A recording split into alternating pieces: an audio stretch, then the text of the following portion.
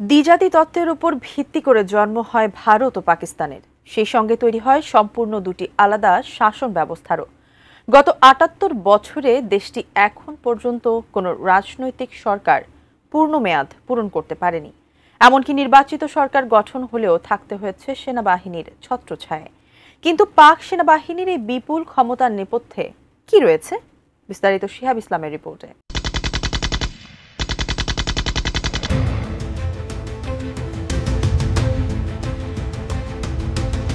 ভারত ও পাকিস্তানের মধ্যে সাম্প্রতিক সামরিক উত্তেজনা শুধুমাত্র সীমান্ত সংঘাতে সীমাবদ্ধ থাকেনি, বরং তা দুই দেশের অভ্যন্তরীণ রাজনীতিতে গভীর প্রভাব ফেলেছে।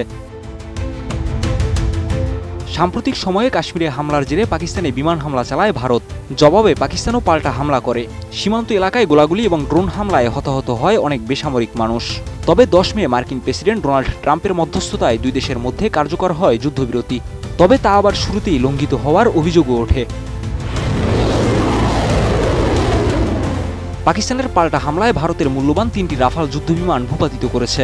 এ ঘটনাকে কেন্দ্র করে দেশজুড়ে জাতীয়তাবাদী আবেগ ছড়িয়ে দেয় পাকিস্তান।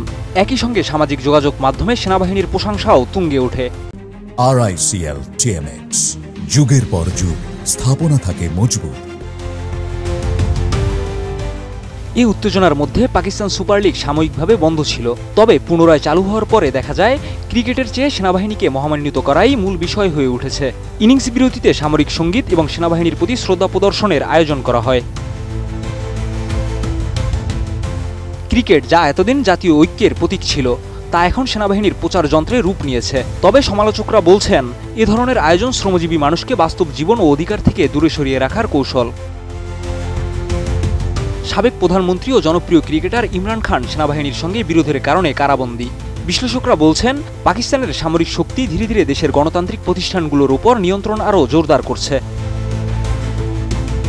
পাকিস্তানের ইতিহাসে 3টি সামরিক অভ্যুত্থান ঘটেছে, আর প্রায় অর্ধেক সময় দেশটি সরাসরি সামরিক শাসনের অধীনে ছিল। এছাড়া পাকিস্তানের গোয়েন্দা সংস্থা ISI রাষ্ট্রের ভেতরে আরেকটি রাষ্ট্র হিসেবে কাজ করছে।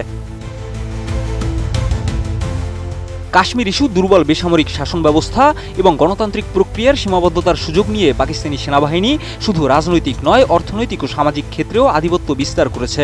ফৌজি ফাউন্ডেশন, আর্মি ওয়েলফেয়ার ট্রাস্ট এবং ডিফেন্স হাউজিং অথরিটির মতো সংস্থাগুলো করমুক্তভাবে পরিচালিত হচ্ছে।